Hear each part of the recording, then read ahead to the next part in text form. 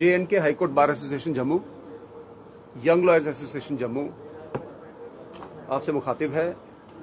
आज आपको ये जहमत देने की ज़रूरत इसलिए पड़ी कि high court bar association Jammu पिछले कुछ दिनों से ये वॉच रखे हुए है कि सिविल सोसाइटी में किस तरह का अपसर्ज हो रहा है और क्या कुछ ग्रीवेंसेस हैं जो सिविल सोसाइटी प्रोजेक्ट कर रही है और पब्लिक का उस पर क्या रिएक्शन आ रहा है। मुद्दे तो काफ़ी हैं, बट मैं स्टार्ट करूं अगर तो इस वक्त आई कैन अंडरस्टैंड आप लोगों की ज़्यादा क्यूरियोसिटी होगी टोल प्लाजा को लेके, बिकॉज टोल प्लाजा सरोवर का मुद्दा इस वक्त गरमाया हुआ है। इस बारे में मैं आपको बता दूं कि अपार्ट फ्रॉम पब्लिक सेंटिमेंट, चूंकि हम लोग वकील भी हैं, लीगल पॉइंट ऑफ व्यू से भी मैं थोड़ा सा एनलाइटन करना चाहूंगा अथॉरिटीज को कि सरोवर प्लाजा टोल प्लाजा पे जो टोल कलेक्शन है वो सिर्फ एक पब्लिक रिएक्शन इमोशनल नहीं है, इसका एक लीगल एस्पेक्ट भी है। और मैं ये एक्सपेक्ट कर रहा था एक हाई कोर्ट बार एसोसिएशन के नुमाइंदे के नाते कि अथॉरिटीज इस पे कोई कॉल लेती, बट हम देख रहे हैं कि अथॉरिटीज का इस पे कोई अभी पॉजिटिव रिस्पांस आ नहीं रहा। और ये जो लीगल एस्पेक्ट है इसका, पब्लिक सेंटिमेंट तो ऑन रोड है, बट जो लीगल एस्पेक्ट है इसके बारे में भी कोई खुल के बात नहीं कर रहा। मैं पहले स्टार्ट लीगल एस्पेक्ट से करता हूं कि क्या ये सरोवर टोल प्लाजा एक legally validly installed toll plaza है या नहीं। अगर नहीं है तो बाकी की डिबेट का कोई पर्पस बनता नहीं। मैं आप लोगों को भी सर्कुलेट करते हैं, मैं आप लोगों के सामने थोड़ा सा जो इसका लीगल एस्पेक्ट है वो रखना चाहूंगा। हमारे यहाँ नेशनल हाईवे एक्ट है, सेंट्रल एक्ट है, थ्रू आउट इंडिया एप्लीकेबल है, हमारी यूटी पे भी एप्लीकेबल। उस एक्ट के अंडर रूल्स भी बने हुए हैं, नेशनल हाईवे फी रूल्स। अब टोल प्लाजा कहां कहां लगना है, कितनी फी होनी चाहिए, ये एक्ट और रूल्स प्रेस्क्राइब कर रहे हैं। कितनी फी होनी चाहिए इस पे बाद में आएंगे। क्या टोल प्लाजा सरोवर में लग सकता था कि नहीं लग सकता था एट इट्स इंसेप्शन, इसके बारे में मैं पहले आपको जागरूक करवाऊं। हमारे यहां national highway determination of fee rules है, इसका रूल 8 है जिसका हेडिंग ही है लोकेशन ऑफ टोल प्लाजा। अब लोकेशन ऑफ टोल प्लाजा ये सिर्फ एक गाइडलाइन नहीं है, ये एक लेजिस्लेशन है और ये नेशनल हाईवे अथॉरिटी पे भी बाइंडिंग है। ज्यादा डिटेल में ना जाके मैं आपको सिर्फ इसका सब रूल 2 बता दूं क्या है, और बड़ी सिंपल लैंग्वेज में, और I am sure the authorities are aware of this as well. It says any toll plaza on the same section of national highway and in the same direction shall not be established within a distance of 60 kilometers। अगर एक कानून central government ने बनाया और उसकी एक बड़ी simple सी सब रूल 2 है क्लॉज जो ये कहती है कि 60 किलोमीटर के डिस्टेंस पे टोल प्लाजा नहीं हो सकता, मीनिंग देयर बाई के 60 किलोमीटर में 2 टोल प्लाजा नहीं होंगे। अब ये एक एस्टैब्लिश्ड फैक्ट है कि सरोवर से लेके बन टोल प्लाजा में बाई रोड 60 किलोमीटर नहीं बनते। मेरे दोस्त मेरे को बता रहे थे कि 38-40 किलोमीटर का डिस्टेंस है सारा। क्या ये टोल प्लाजा वैलिड है? लीगली देखे तो ये वैलिड नहीं है। हाईवे अथॉरिटी के पास कोई और एक्सक्यूज होगा, उसकी मेरे को जानकारी नहीं है, बट हाईवे अथॉरिटी इसके ऊपर क्यों डेलिब्रेट नहीं कर रही है, ये हमको भी बैफल कर रहा है as lawyers and as part of the section of society. इसको सप्लीमेंट करते हुए हमारे road transport minister Nitin Gadkari ji celebrated minister हैं, थ्रू आउट इंडिया अच्छा काम कर रहे हैं।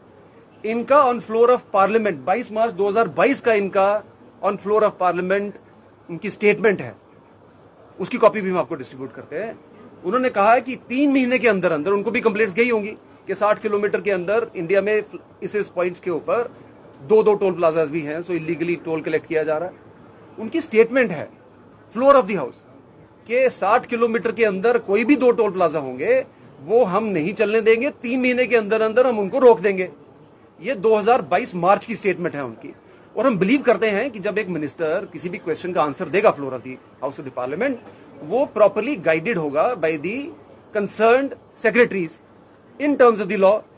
अब जब उन्होंने ये स्टेटमेंट दिया है, ये मार्च 2022 का, आज हम अगस्त 2023 में है, कई 3 महीने निकल गए।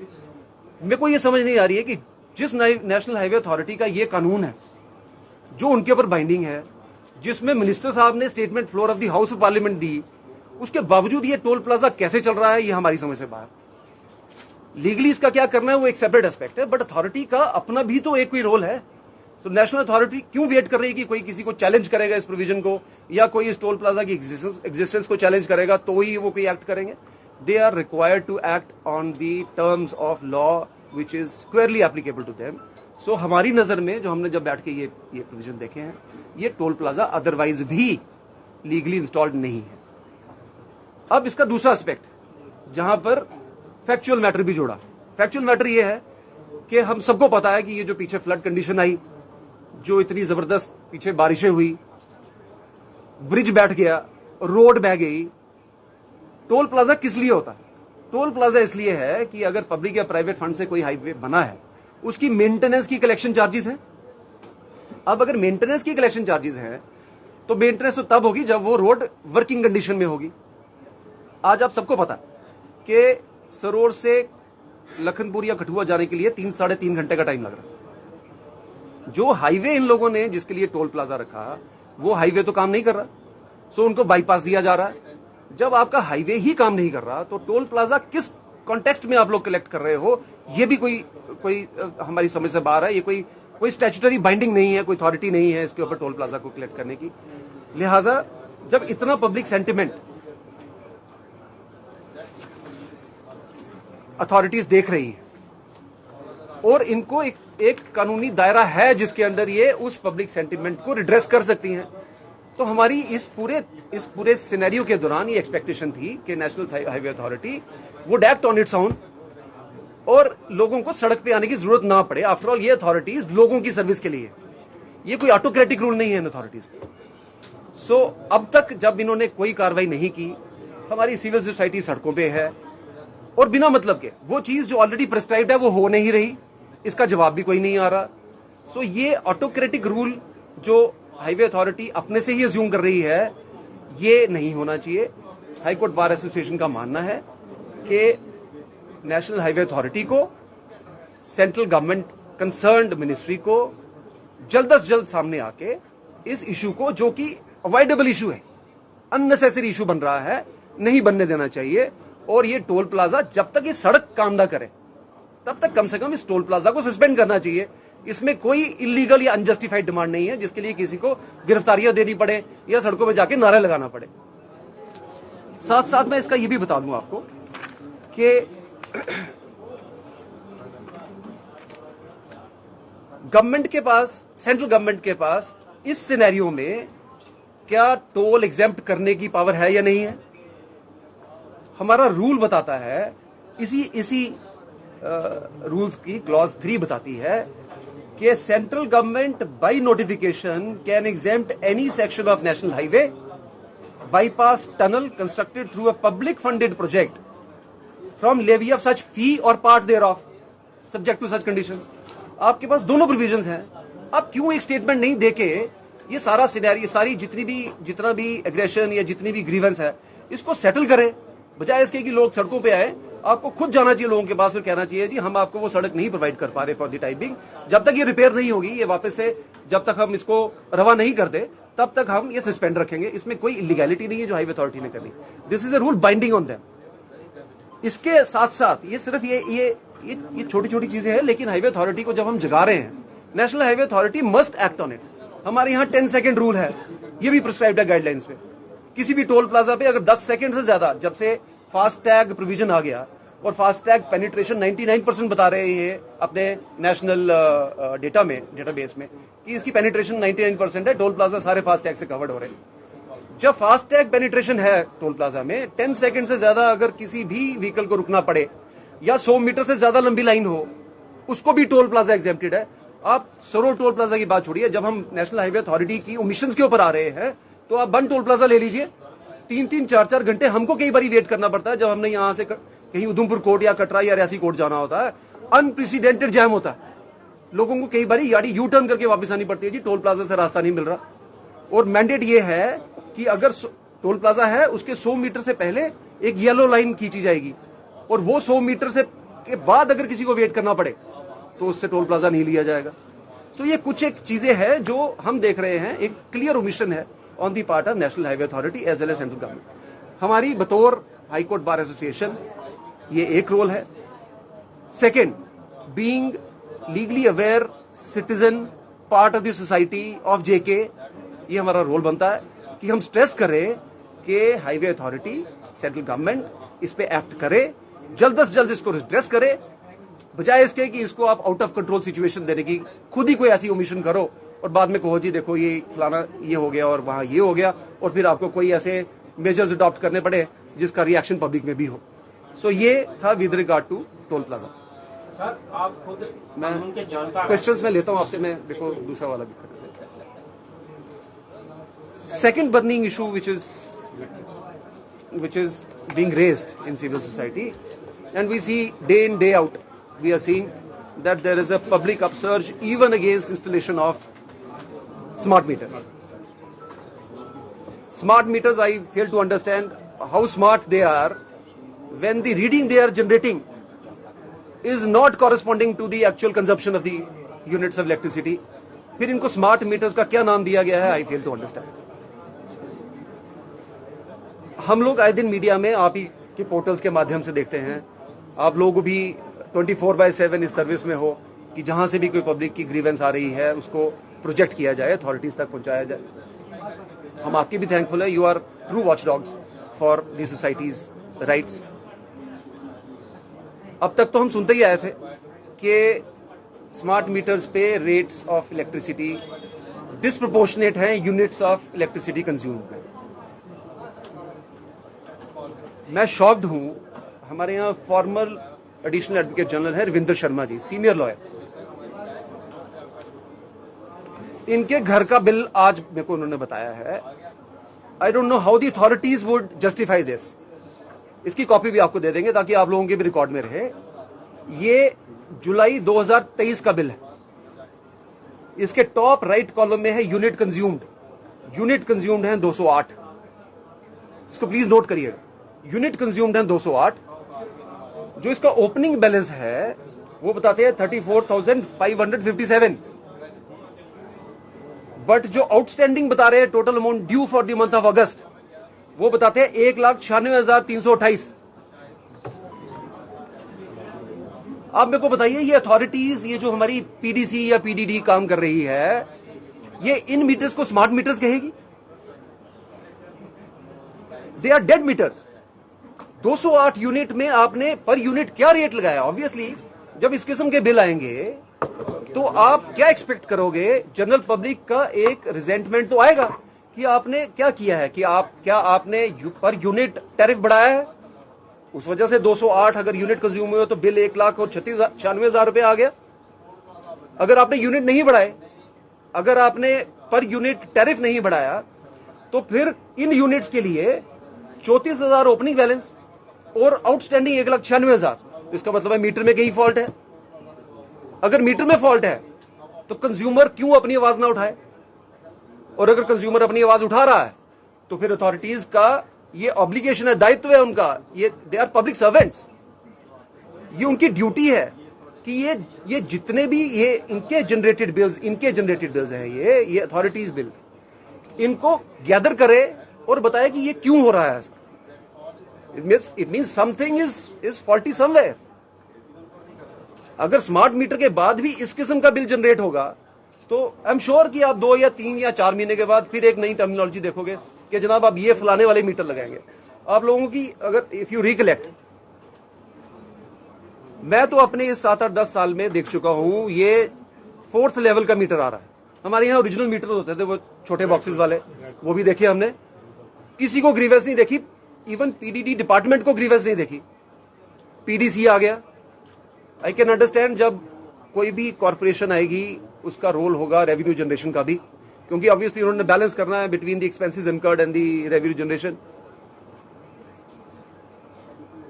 उन ट्रेडिशनल मीटर्स के बाद जमाना आ गया डिजिटल मीटर्स का, जिनको इन्होंने इलेक्ट्रॉनिक मीटर भी कहा। क्या कहा गया कि ट्रेडिशनल मीटर से रेवेन्यू लॉस हो रहा है, इसमें इलेक्ट्रिसिटी थेफ्ट डिटेक्ट नहीं हो रही, इसलिए ये रिप्लेस किए जाएंगे, इलेक्ट्रॉनिक मीटर आ जाएंगे। जब इलेक्ट्रॉनिक मीटर आए और इसीलिए आए कि ये इलेक्ट्रॉनिक मीटर से हम टैरिफ लॉस जो है वो बचा लेंगे, रेवेन्यू जनरेशन मैक्सिमम हो जाएगा। फिर वो इलेक्ट्रॉनिक मीटर फेल क्यों हुए, इसकी जिम्मेवारी पीडीटी डिपार्टमेंट की है। अगर उस वक्त की डिपार्टमेंट ने इन इलेक्ट्रॉनिक मीटर्स के लिए कंज्यूमर्स को चार्ज किया, मेरे को याद है हम लोगों ने भी पैसे दिए कि आप ये पुराने वाले अपने मीटर उठा लो यार, नए वाले लगा लो, हमको कोई दिक्कत नहीं है, हम भी टैक्स पेयर्स हैं, हम चाहते हैं कि गवर्नमेंट का लॉस बचे। बट जब आपने हमको इश्योर किया कि आप इलेक्ट्रॉनिक मीटर इसलिए ला रहे हो कि इसमें आपको टैरिफ रेवेन्यू जो है वो बढ़ेगा, इलेक्ट्रिसिटी की सीपेज जो है, जो थेफ्ट है वो रुक जाएगी, हमने आपका साथ दिया। उसके लिए हमने आपको इन मीटर्स के लिए भी पे किया, ये कंज्यूमर्स ने मीटर्स के लिए पे किया है अपनी पॉकेट से। वो मीटर क्यों फेल हो गए? अगर वो मीटर फेल हुए इसका मतलब है या तो वो मीटर भी ठीक नहीं थे और कंज्यूमर्स के ऊपर एक एडिशनल आप लोगों ने बर्डन डाला। अगर वो मीटर ठीक थे तो फिर रिप्लेसमेंट की जरूरत नहीं थी। तो कहीं ना कहीं तो रिस्पॉन्सिबिलिटी फिक्स करनी चाहिए। एक के बाद एक अगर मीटर ही लगते जा रहे हैं तो कहीं तो कंज्यूमर्स को ये भी सेटिस्फाई कीजिए कि ये मीटर्स क्यों रिप्लेस किए जा रहे हैं। हम मान लेते हैं कि आपके इलेक्ट्रॉनिक मीटर भी फॉल्टी थे, बट कम से कम रिस्पॉन्सिबिलिटी फिक्स कीजिए जिन्होंने उनको सर्टिफाई किया कि यही मीटर ठीक है। आम जनता वहीं चलेगी जहां आप चलाओगे। आम जनता को आप लोगों ने बिलीव कराया, उनको आपने उनमें उनका ट्रस्ट लिया कि अब ये इन मीटर्स के बाद आपको कोई दिक्कत नहीं आने वाली, लोड शेडिंग भी नहीं होगी। लोड शेडिंग कितनी है आप लोगों को पता है, किसी को बताने की जरूरत नहीं। हम लोग अलग अलग लोकेलिटी, अलग अलग मोहल्लों से आ रहे हो, एटलीस्ट मेरे और सेक्रेटरी साहब और वाइस प्रेसिडेंट साहब के, वाईएलए प्रेसिडेंट साहब के, वाइस प्रेसिडेंट साहब के, हम सबके घरों में लोड शेडिंग चल रही है। चल रही है।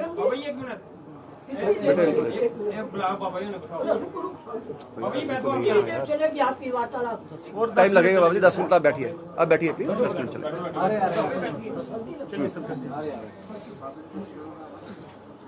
अब जब इलेक्ट्रॉनिक मीटर्स भी आपके फ्लॉप हो गए, आपने कहा स्मार्ट मीटर्स आने चाहिए, आप अपडेटेड मशीनरी लाइए, गैजेट्स लाइए, आजकल गैजेट्स का जमाना है, आप लाइए। बट अब जब स्मार्ट मीटर आए हैं, कहीं तो इसको फुल स्टॉप लगाइए कि स्मार्ट मीटर्स के बाद आप लोग एक कंज्यूमर की ग्रीवेंस टोटली रिड्रेस्ड है और आपका रेवेन्यू टोटली सिक्योर है।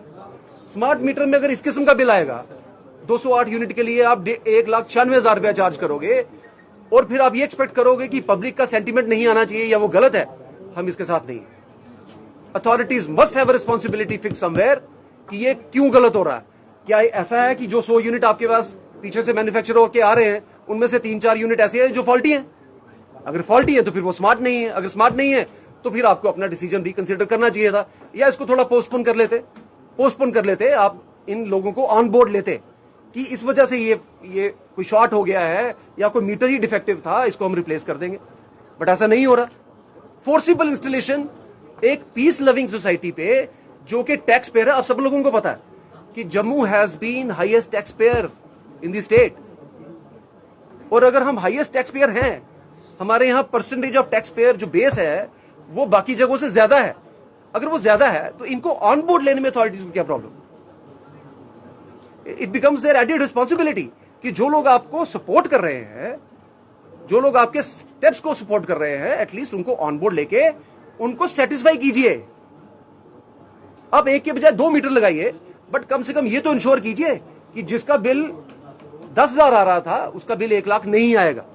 अगर आएगा तो वो तो आवाज उठाएगा अपनी, एटलीस्ट उसको रिड्रेस कीजिए। उसमें भी कोई रिड्रेसल नहीं आ रहा। और मैं आपको बता दूं कि सड़कों पे आना, तोड़फोड़ करना, ये सेकेंडरी इशू है। ये एक्सट्रीम फॉर्म ऑफ रिप्रेजेंटेशन हो सकता, लेकिन being citizen of India, governed and guided and protected by the rule position, the laws which are squarely applicable even of the authorities, we want that authorities must act and act in a speedy manner ताकि ये grievances redress हो। हम इन issues पे जम्मू के लोगों के साथ हैं और ये high court bar association, young lawyers association का यूनानिमस डिसीजन है कि जम्मू के साथ हम खड़े होते आए हैं, जम्मू के लोगों के साथ हम खड़े रहेंगे। अब आते हैं एक इशू जो आप लोगों ने उठाया 2-3 महीने पहले। हमने भी देखा कि डिफरेंट पॉकेट से, डिफरेंट सेगमेंट से उस इशू के बारे में भी बात हुई, लेकिन over a period of time हम देख रहे हैं कि वो इशू भी सबसाइड करता जा रहा है। प्रॉपर्टी टैक्स का इशू हम लोग क्यों भूल गए? मैं देख रहा हूं लोग टोल प्लाजा की तरफ तो जा रहे।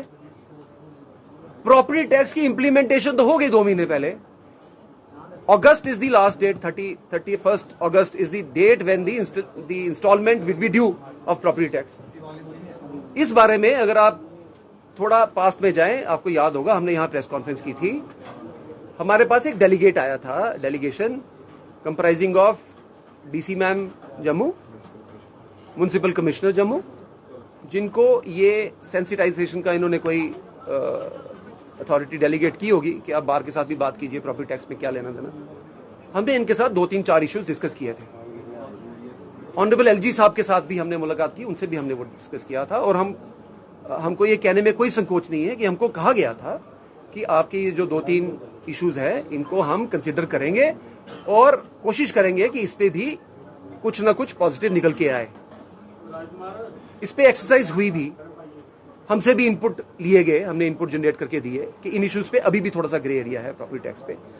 और मैं ये रिक्वेस्ट करूंगा एडमिनिस्ट्रेशन से, देखिए हमने उस दिन क्या इश्यू उठाया था, आपको याद होगा प्रॉपर्टी टैक्स पे 1000 स्क्वायर फीट जो है वो एग्जेम्प्टेड था। हमने ये इशू रेज किया था उस विजिटिंग डेलीगेशन के साथ कि मान लीजिए एक बिलो पॉवर्टी फैमिली है, उसके बाद 800 स्क्वायर फीट जगह वो एग्जेम्प्टेड है। बट जैसे बच्चे बड़े हो रहे हैं वो फैमिली भी एक्सपेक्ट करती है, बच्चों ने पढ़ना है, ऊपर छत के ऊपर एक 250-300 स्क्वायर फुट का छोटा सा कमरा उनके लिए बना दे। 800 और 300 स्क्वायर फीट हो गया 1100 स्क्वायर फीट। अगर आपने 1000 स्क्वायर फीट को एग्जेम्पशन दिया है, ये बिलो पॉवर्टी फैमिली जिसके पास फ्लोर एक्चुअली 700 है, वो दोनों फ्लोर मिला के जो इनकी कैलकुलेशन थी वो उस एग्जेम्पशन से बाहर है। सो एक 700 floor area, square foot floor area वाले को उस एग्जेम्पशन से बाहर रखा गया, जो अगर छत पे 200 या 300 स्क्वायर फुट का अपने बच्चों के लिए भी कमरा बनाए। हमने ये रिक्वेस्ट की थी कि आप इसको भी रिकंसिडर कीजिए। जो फ्लोर एरिया आपने एग्जेम्प्ट किया है इसको थोड़ा सा ब्रॉड बेस कीजिए। 1000 स्क्वायर फीट आज की तारीख में बहुत छोटा है, इसको थोड़ा बढ़ाइए, 1200-1500 स्क्वायर फीट रखिए। ये भी सजेशन दी थी। साथ साथ हमने ये भी कहा था कि आप सारी बिल्डिंग्स को इस प्रॉपर्टी टैक्स के दायरे में कंसिडर कीजिए कि मत रखें। मसलन जैसे कोई ऑर्फनेज है, नारी निकेतन है, उनको भी आप अगर एक ही स्वीप में प्रॉपर्टी टैक्स में डाल देंगे, जस्टिफाइड नहीं है। हम मशकूर हैं अथॉरिटीज के, एलजी साहब के, कि उन्होंने हमारी ये डिमांड नोट की थी और इंस्ट्रक्शंस भी इशू की थी कि इन पे भी नजरसानी की जाए। मेरी ये रिक्वेस्ट रहेगी एडमिनिस्ट्रेशन से, ऑनरेबल एलजी साहब से भी, कि ये प्रॉपर्टी टैक्स का बेस थोड़ा बढ़ाया जाए। ये एग्जेम्पशन 1000 से अगर आप 1500 स्क्वायर फीट ले जाए तो एक वाइडर सेक्शन जो प्रॉपर्टी टैक्स का बर्डन नहीं उठा सकती है उसको रिलीफ मिल सकेगा। जम्मू कोई एलिटिस्ट रिच क्लास सोसाइटी नहीं है, यहां लोग hand to mouth middle class family से बिलोंग करते हैं। इस किस्म का अगर रिलीफ उनको मिले, साथ साथ अगर आपका टैक्स जनरेशन भी लॉस में नहीं जा रहा है, तो कोई एक वाया मीडिया निकाल के हमारी इस गुजारिश पे भी गौर कीजिए। इसके साथ साथ अगर आप लोगों को याद हो, एक प्रॉपर्टी टैक्स कैलकुलेशन का सर्कुलेट हुआ सोशल मीडिया में अथॉरिटीज की तरफ से, जिसमें डिफरेंट एरियाज के पर स्क्वायर फीट या उन्होंने 1000 स्क्वायर फीट, 1500 स्क्वायर फीट की स्लैब्स रखी और बताया कि ये फला एरिया में इतना टैक्स होगा। जब मैंने और हमारे साथियों ने ये पढ़ा, इसके लास्ट में इन्होंने कैलकुलेशन का मोड बताया। इस कैलकुलेशन में इन्होंने कहा है property tax on residential property would be 5% of taxable annual value. So ये टीएवी एक टर्म बनाई उन्होंने, आप घर में कैलकुलेट कर लो और 5% का आपको प्रॉपर्टी टैक्स लगेगा रेजिडेंशियल प्रॉपर्टी पे। अब ये टीएवी क्या है, देखिए टीएवी है this is equal to MTF into LVF into ARF multiplied by FF multiplied by UTF multiplied by CTF multiplied by AGF multiplied by SF multiplied by OSF. ये कौन calculate करेगा? आप प्रॉपर्टी टैक्स दे रहे हो का solution दे रहे हो calculation, या आप कोई ऐसी रिडल डाल रहे हो कि लोग इसी की कैलकुलेशन में लगे रहे हैं? आप इसको फॉर गॉड सेक सिंप्लीफाई कीजिए, हमको भी पता नहीं चल रहा है कि ये क्या है, और आप डेडलाइन भी डाल रहे हो. So please extend this deadline, have a relook at this calculation formula, इसको सिंप्लीफाई कीजिए, और ये अपना जो आपका जो base exemption area 1000 square feet है इसको बढ़ाइए. कुछ एक हमारे यहाँ हमारे कुछ एक दोस्तों की, हालांकि ये चैम्बर्स वालों को भी रेज करना चाहिए था, कुछ एक हमारे पास रिप्रेजेंटेशन आई कि कुछ एक दुकानें जो है वो बहुत छोटी हैं, 100-150 स्क्वायर फीट की शॉप्स हैं. अगर आप उनको, किराना स्टोर्स हैं घर के बाहर ही किसी ने खोल ली है, ओल्ड एज में कोई अपनी सस्टेनेंस के लिए जिनके बच्चे बाहर हैं नहीं सस्टेन कर पा रहे हैं, उन बुजुर्गों ने कहीं कोई किराना स्टोर खोल लिया, आप उनको क्यों एग्जेम्प्ट नहीं करते? आप क्यों एक base minimum square foot area उन दुकानदारों के लिए भी रखते हैं जिनको आप उस लिमिट या स्लैब के अंदर एग्जेम्प्ट कीजिए प्रॉपर्टी टैक्स 100-150 स्क्वायर फीट का, और एक सिंप्लीफाइड फार्मूला बताइए ताकि ये समझ आ सके कि ये प्रॉपर्टी टैक्स कैलकुलेशन आखिर भला क्या है. ये हमारी समझ से तो बाहर है. हमको भी इसके लिए शायद क्लासेस लेनी पड़ेंगी डिपार्टमेंट से कि ये कैलकुलेट कैसे किया जाए. सो इन 3 मुद्दों पे हमने आपको I'll take all your questions. National highway authority की बात की कि ये जो टोल प्लाजा बना हुआ है जी. ये इन्हीं के लॉज के मुताबिक जी. पूरा सर नहीं बैठा. जी. क्या बार इसको लेकर नेशनल हाईवे अथॉरिटी को कोई लीगल नोटिस के जरिए हाईकोर्ट तक लेकर जाना चाहेगी? और पिछले 3-4 साल से लगातार ये चल रहा है, क्या लोगों से पैसा लूटा जा रहा है, क्या अथॉरिटी वो पैसा वापस देगी? देखिए, लीगल नोटिस देना, हम लोग तो खुश रहेंगे इसमें. हमारे पास क्लाइंट आए कोई कहे जी हमने केस करना है, लीगल नोटिस देना है, कोई प्रॉब्लम नहीं. मैं आपको बता रहा हूं, मेरा स्ट्रेस एरिया आज की प्रेस कॉन्फ्रेंस का ये है कि national highway authority controlling authority है नेशनल हाईवेज को लेके, including toll plaza. National highway authority ना तो करे, देखिए हाँ या ना तो करे. हम लोग यही वेट कर रहे थे इन 5-7 दिनों में कि नेशनल हाईवे अथॉरिटी क्या रिएक्ट कर रही है, इसका क्या रिस्पांस आ रहा है. क्या नेशनल हाईवे अथॉरिटी अपने एक्ट और रूल्स को नहीं मानना चाहती? अगर नेशनल हाईवे अथॉरिटी ये आज स्टैंड ले लेती है कि हम अपने रूल्स को नहीं मानते, लीगली जो पॉसिबल होगा हम करेंगे. सर मेरा एक सवाल है जी. आपने बहुत डिटेल में, आप सबने जी. आपने बहुत डिटेल में ये बताया समझाया कि पहले आपने बात की टोल प्लाजा की, उसके बाद जी. आपने स्मार्ट मीटर्स की बात की, उसके बाद आपने प्रॉपर्टी टैक्स की बात की. ये तो बार एसोसिएशन ये साफ समझता है कि ये लोगों के हितों के खिलाफ है, उनके साथ एक तरह से इंजस्टिस हो रहा है. आपने कहा जैसे 150 फुट की एक दुकान खोली है, या ये तमाम इश्यूज हैं. सर 3 इश्यूज आपने कहा कि बर्निंग इशू है. एज ए रिस्पॉन्सिबल जो आपका एसोसिएशन है, और जम्मू के लोगों को हमेशा से उम्मीद रहती है, अब जो युवा राजपूत सभा है, चाहे वो ट्रांसपोर्टर्स हैं, वो सब ये सब मांग उठा रहे हैं कि एक जम्मू बंद की कॉल दी जाए ताकि एक मैसेज लाउड एंड क्लियर जाए कि जम्मू के लोग इन मुद्दों पे एक हैं. तो बार एसोसिएशन क्या उसको समर्थन करेगी या इस तरह का आह्वान करती है कि इकट्ठे हो जाओ? सर देखिए, मुझे नहीं लगता कि जम्मू के लोगों को इकट्ठे करने के लिए कोई ज्यादा एफर्ट की जरूरत पड़ती है. बट जब कोई एजेंडा टेकअप किया जाए, उस एजेंडे को रैशनलाइज तरीके से टेकअप करके, उसका प्लस माइनस डिस्कस करके लोगों को यह समझाना हमारी जिम्मेवारी भी बनती है, बाकी नुमाइंदों की भी बनती है कि यहां पर यह ग्रे एरिया है या यहां ये जानबूझ के किया जा रहा है, तो इसको एजिटेट किया जाए. एजिटेशन के दोनों मोड हैं, पीसफुल भी है और एग्रेसिव भी है. एग्रेशन बार एसोसिएशन का कभी मोड नहीं रहा. हम लोग ये चाहते हैं कि अथॉरिटीज एक्ट करें और इसको रिड्रेस करें ऑन देयर ओन, उनकी ड्यूटी है.